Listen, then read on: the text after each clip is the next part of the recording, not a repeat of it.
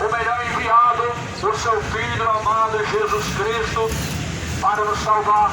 Se Deus aceitasse o padrão humano, Deus não teria colocado leis como vimos em Êxodo 20. Deus não teria colocado limites, Deus não teria destinado caminhos, como existem dois caminhos.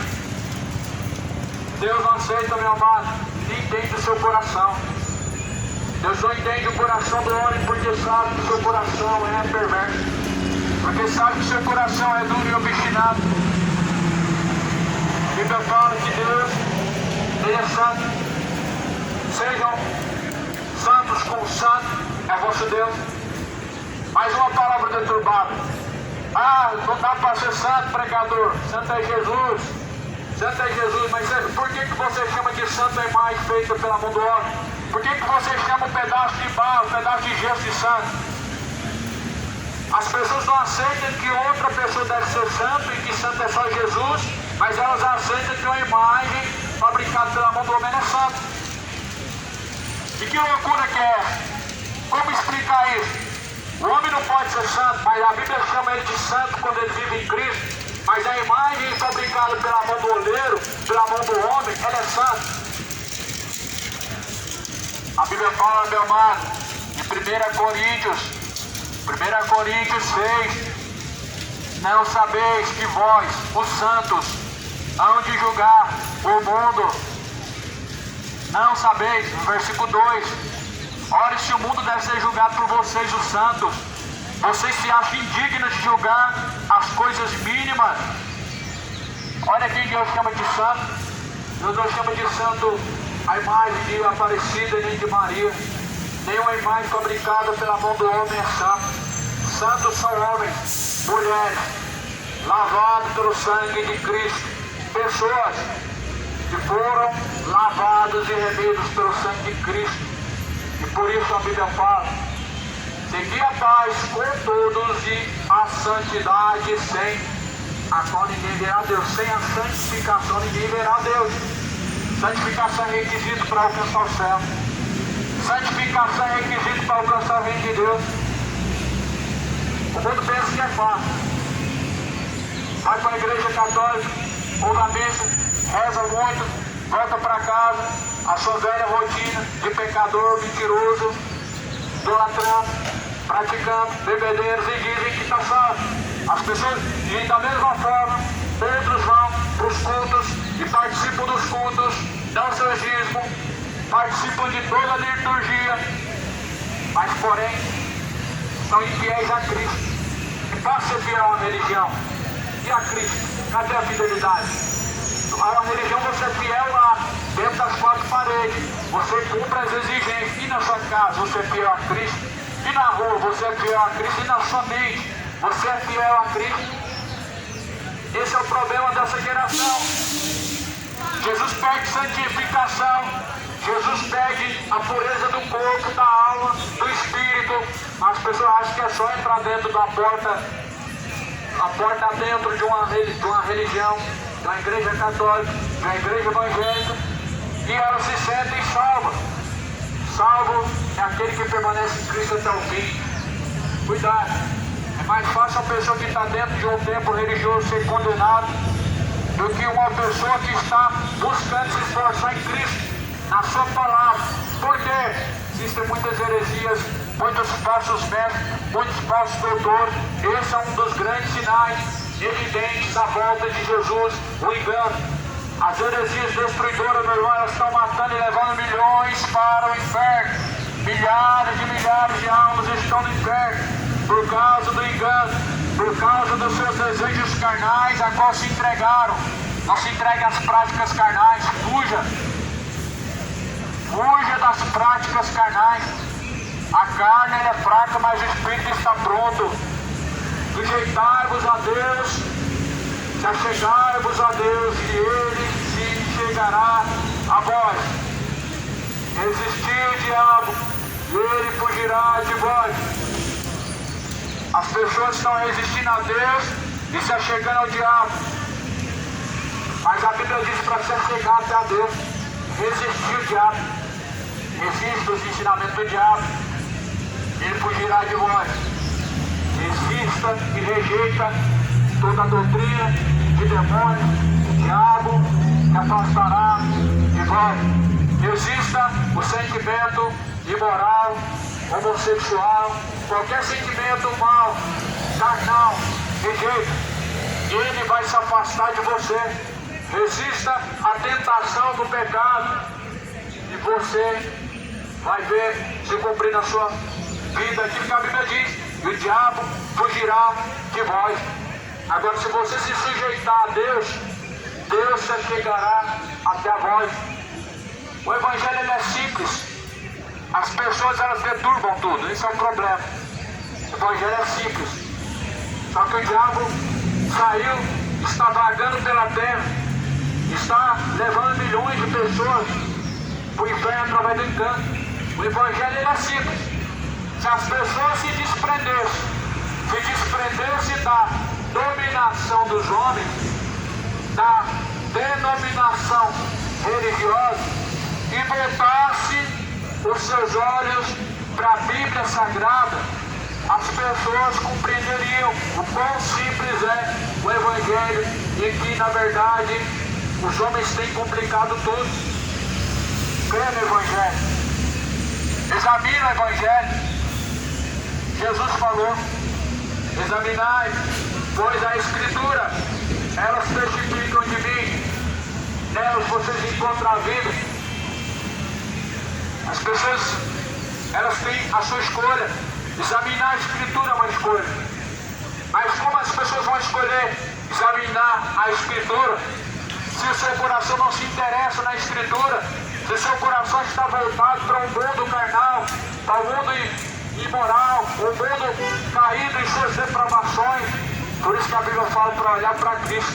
As pessoas não estão olhando para Cristo, muitos estão olhando para o seu próprio eu, para o seu próprio ego, para fazer e satisfazer a sua própria vontade, aquilo que lhe apraz, vivendo para si mesmo. Mas a Bíblia fala que já não sou eu mais que vivo, mas Cristo vive em mim.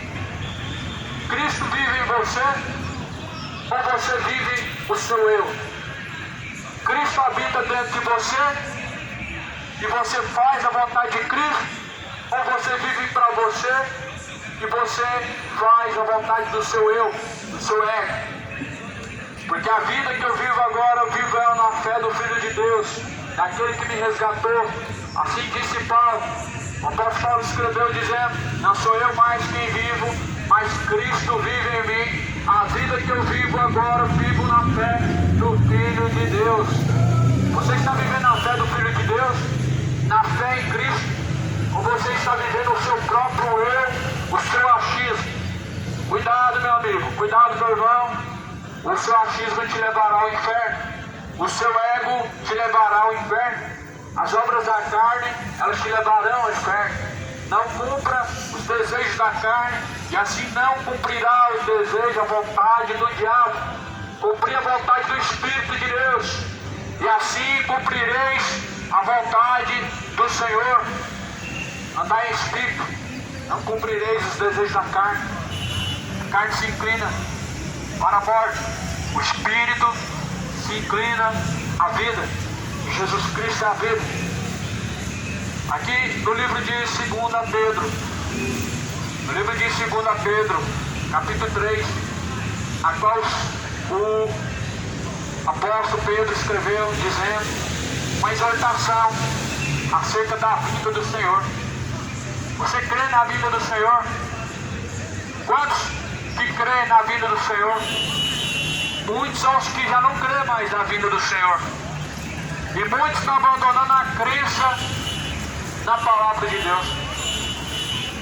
A Bíblia fala, meu amado, no versículo de número 11: havendo, pois, o mundo então de perecer junto com todas as coisas, que pessoas vos convém serem santo trato e piedade, aguardando e apresentando-vos para a vinda do dia de Deus, em que os céus com fogo se desfarão, e os elementos ardentes se fundirão. Veja que a Bíblia deixa bem claro que nós devemos viver uma vida de piedade, uma vida reta, de santidade. Para quê? Aguardando a vinda do Senhor, aguardando o dia do Senhor. Ou você acha que Jesus vai vir buscar uma pessoa porque ela foi boazinha? Você acha que Jesus vai abrir a porta do céu, vai olhar suas obras e salvar a tua alma porque você foi uma boa pessoa? Isso não é contradizente ao Evangelho. Pela graça sois salvos, não vem das obras, para que ninguém se glorie. Nós somos salvos pela graça mediante a fé. Por isso nenhuma pessoa boazinha se salva. O céu não é lugar de pessoas boazinhas. Cuidado, o inferno estão indo muitas pessoas boazinhas. Mas o céu, o único requisito não é ser bonzinho. Ah, mas é uma pessoa de bom coração, é uma pessoa de boa intenção, é uma pessoa de boas obras. E diante de Deus? Como que é essas obras diante de Deus? É fácil ter as obras boas diante dos homens. É fácil preencher os requisitos humanos. É fácil se portar bem diante dos olhos humanos e parecer ser uma boa pessoa. Mas diante de Deus você é uma boa pessoa. Diante do Senhor, o que Deus pensa a seu respeito? É isso que importa. Deus pensa a nosso respeito. Como que é o olhar de Deus para nós? Como Deus nos vê? Será que Deus nos vê como boas pessoas porque nós estamos ajudando alguém? Ou porque nós estamos fazendo coisas boas? Ou porque nós somos pessoas de uma fala mansa? Meu irmão, cuidado. Deus não aceita a aparência do homem. Deus não vê como o homem vê. O homem vê o exterior. O homem ele é enganado pela fala mansa, ele é enganado pela aparência. Mas Deus não vê como o homem vê, Deus vê a intenção. Qual a intenção? Será que quando as pessoas estão falando uma fala mansa, elas estão expressando um sentimento manso? Ou dentro do seu coração elas têm ódio? Será que quando as pessoas estão falando de amor, elas estão amando a Deus em sua totalidade? Ou é uma parcialidade, uma forma hipócrita, infiel?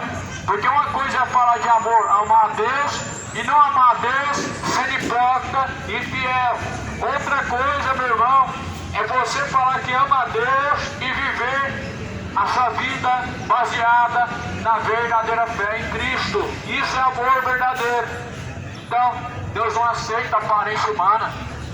Olha Pedro como foi. Pedro pelo menos se consertou. Tomara seja esse o destino de todos que me ouvem nesta manhã. O que Pedro fez? Pedro, ele cometeu vários erros na sua caminhada. Um deles foi negar Jesus 3 vezes. O segundo erro, para tentar consertar o primeiro, foi arrancar a orelha de um soldado, mostrando que estava arrependido, mas cometeu outro erro. Jesus falou: guarda a espada, Pedro, não derrame mais sangue. E na última vez Pedro confessou a Jesus. Jesus falou: Pedro, tu me amas? Pedro, tu me amas? E na terceira ele disse: sim, Senhor. Pedro, tu me amas? Por 3 vezes Jesus perguntou e Pedro respondeu que amava, confessou. Tomara, meu amado, que você não venha terminar como Judas, mas sim como Pedro. Judas amava Jesus, mas pelas costas negou a ele, vendeu por 30 moedas. Tomara que você não venha vender Jesus, não venha trocar ele por nada, por nenhum pecado, nenhum prazer, nenhum relacionamento ou algo que venha te tirar da verdadeira fé. Que seja como Pedro, errar. O homem está sujeito, afinal de contas, a natureza humana era isso: carne, erro, sujeito a falhas, mas pelo Espírito nós podemos vencer. Jesus, ele tem uma promessa. Jesus não está prometendo: venham para cá, vocês serão prósperos, venham para cá, Deus vai te dar uma chave na sua mão, Deus vai te dar uma vitória, Deus vai te suprir. A promessa não é essa. Eu sinto muito a você que crê nessa doutrina, nessa teologia da prosperidade. Você está crendo em doutrina de demônio, você está crendo num falso evangelho, no evangelho fabricado por cães gulosos, fabricado por mercenários. A promessa de Jesus está aqui. Aonde? No livro de João, no capítulo 14, aqui está a promessa de Jesus Cristo para nós. Olha o que ele nos prometeu. Ele fala no versículo de número 2. Na casa de meu pai há muitas moradas. Se não fosse assim, eu vou teria dito, pois vou preparar-vos lugar. E se eu for vos preparar lugar, virei outra vez. Eu vos levarei para mim mesmo, para que aonde eu estiver, estejam vocês também. O que Jesus prometeu aqui? Chavinha de carro? Não foi de carro nem de casa. Chave da vitória? Não foi da vitória. Jesus não prometeu chave. Quem promete chave são falsos profetas. E que na verdade, Jesus falou que surgiriam muitos falsos profetas. Cuidado! É um alerta que Jesus nos deixou na sua palavra. A promessa de Jesus está aqui em João 14. Veja bem claro: irei para o Pai, vos prepararei uma morada. Olha a promessa: uma morada, aonde? Junto com o Pai, ou seja, o céu de glória. Jesus falou: eu irei, mas eu retornarei, para que aonde eu esteja, e levarei vós junto comigo, para que onde eu esteja, estejam todos vocês. Aí eu te pergunto, como que Jesus pode ter voltado se nós estamos aqui ainda? A Bíblia fecha a volta de Jesus em 2 Pedro, dizendo que a terra vai ser destruída, dizendo que quando Jesus vier e buscar os seus escolhidos, o mundo vai entrar num colapso em que a terra vai ser consumida com fogo. Só basta você colocar a prova e ler o que está escrito. As pessoas preferem crer em quê? Uma religião, em sábios, em mestres, gurus, homens estudados, letrados, mas analfabetos diante de Deus. Homens letrados, estudados, com diplomas, com anel, mas analfabetos diante de Deus, porque as coisas de Deus parecem loucura para eles. A Bíblia fala que o homem natural não compreende as coisas de Deus, não compreende. E as coisas de Deus parecem ser loucura para eles. Mas o homem espiritual, ele compreende bem todas as coisas. Você quer ser um homem natural, homem espiritual? O homem natural não compreende as coisas de Deus. O homem natural trata as coisas de Deus como naturalidade. Cuidado, é perigoso a pessoa ver as coisas de Deus como algo natural. Cuidado, porque o inferno existe. As pessoas tratam como algo natural, tratam como se fosse uma palavra, ou se fosse figurativo, ou se fosse apenas uma ameaça criada pelo sistema religioso. O inferno não é a ameaça que o sistema religioso criou. O inferno não é uma doutrina, o inferno é um lugar existente. Não foi eu que criei, não foi padre, não foi pastor, não foi religião, mas foi o próprio Cristo. Olha o que Jesus fala em Mateus 10, 28.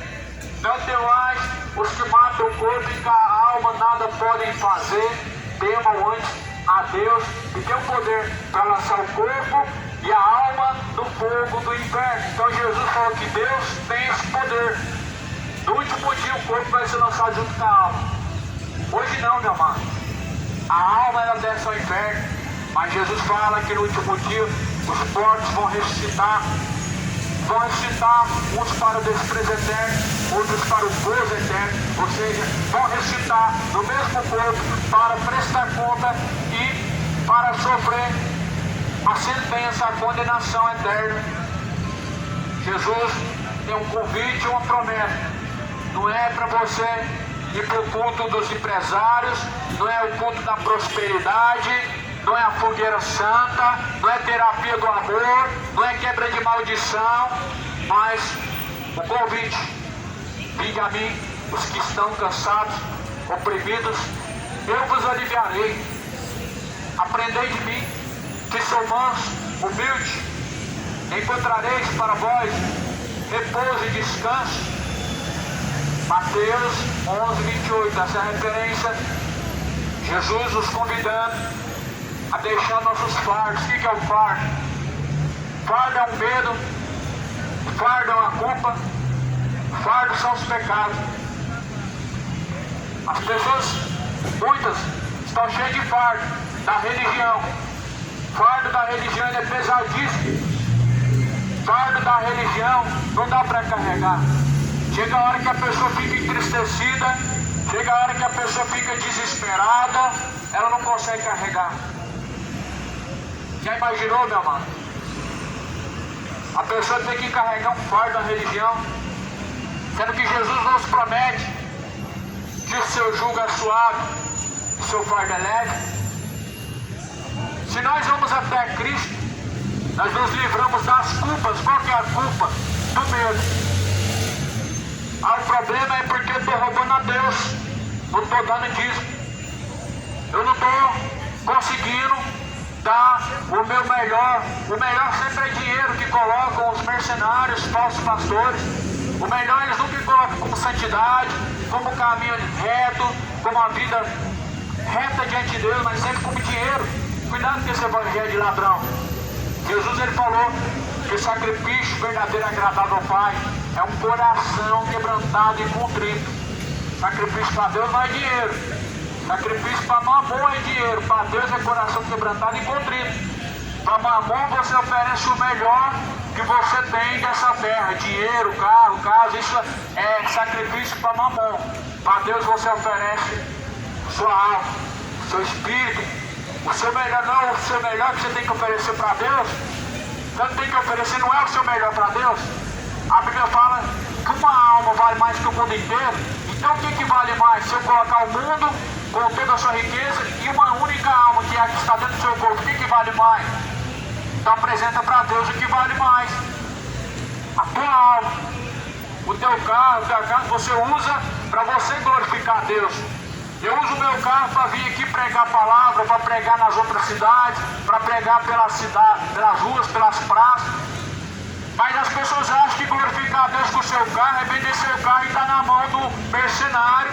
E assim o mercenário fala que está dando para Deus. Como que vai chegar até a Deus? Essa é a questão, meu amado. Deus não vê como o homem vê. O homem vê de uma forma negligente. O homem vê de uma forma ignorante. Não negligencia as escrituras, porque enquanto as pessoas negligenciam o que está escrito, rejeitam o que está escrito, elas estão na mão de mercenários, falsos profetas, estão sendo transformados em filhos do inferno. Isso Jesus falou. Eles vêm, eles tendo encontrado um projeto de pessoas, então eles transformam essas pessoas 2 vezes mais merecedores do inferno. E assim, muitos estão se transformando merecedores e filhos do inferno, porque elas estão contribuindo com o ministério da injustiça, o ministério do falso profeta, o ministério da mentira, da injustiça, do engano, e por isso se tornam 2 vezes mais filhos do inferno. Mas, como assim, pregador? Uma pessoa inocente, ela pode se tornar filho do inferno? Não existe pessoa inocente diante de Deus. Existem pessoas negligentes, existem pessoas ignorantes, não existem pessoas inocentes. O homem tem um raciocínio. O homem, ele ouve a voz de Deus que chama a todo momento, de alguma maneira, e a voz do diabo que te chama de alguma maneira, com sentimentos. O homem tem a lei de Deus em seu coração.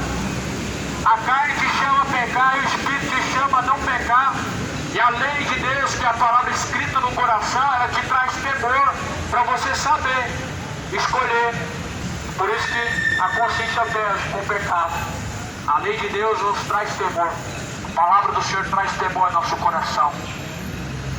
Por isso Jesus falou: tudo que vocês têm ouvido, subam de cima dos telhados e proclamem a todos os ouvidos, até as coisas ocultas. Elas serão colocadas à luz. Tudo que for ouvido dentro dos gabinetes, subam e proclamem em cima dos telhados. Jesus mostra a importância e mostra o grande trabalho que nós temos de anunciar a mensagem a todos os ouvidos. Já imaginou alguém subir em cima do telhado e começar a pregar? Hoje nós temos caixa de som. Temos esse equipamento aqui que faz a voz ser transmitida a 200 metros de distância, 100 metros, 50. Jesus falou para proclamar todos os ouvidos. Em Apocalipse ele diz: quem tem ouvidos para ouvir, ouça. Como assim? Não é todo mundo que tem ouvido não, pregador? Tem, porém alguns têm ouvido para ouvir outras coisas. Mas quem tem ouvido para ouvir, ouça o que diz o Espírito de Deus. Alguns tapam ouvido para a palavra de Deus e outros abrem ouvido para qualquer coisa. O mundo está aí com as suas músicas satânicas, com as suas promessas políticas, as suas promessas mentirosas, com as suas palavras imorais. O mundo está aí, as pessoas ouvem o que quer. Quem tem ouvido para ouvir, ouça o Espírito de Deus. O Espírito de Deus, ele tem instruções de vida eterna, correção para a salvação do homem. Mas o diabo, ele consegue adentrar o coração da pessoa através do ouvir também. A Bíblia fala do coração, entrada e saída da vida. A boca fala do que está cheio o coração. Aquilo que você ouve, você enche o seu coração. Procura encher o seu coração com a palavra de Deus. Procura preencher e encher o seu coração com a palavra do Senhor, com a palavra do Evangelho. Porque tempos chegarão em que não darão mais ouvidos a essa doutrina, não estarão mais sujeitos a essa doutrina. Tempos chegarão em que não teremos mais a mesma liberdade, oportunidade que hoje temos. Temos a liberdade, mas também vivemos um tempo de muita covardia, onde as pessoas são muito acomodadas. A fé é livre, mas as pessoas só querem pregar quando não tem liberdade. Você vê os países muçulmanos, não tem liberdade para pregar, mas pregam. Aqui tem liberdade para pregar, mas não pregam. E quando pregam é por interesse, é para fazer discípulos para si mesmo e não para Cristo. É para trazer dizimistas novos, ofertantes novos e não seguidores a Cristo. O único que você tem que seguir aqui, meu amado, que eu estou falando e estou dando como único caminho é Cristo. O único que você deve seguir é Cristo, meu irmão. Discípulo é aquele que segue a Cristo. Quem é discipulado?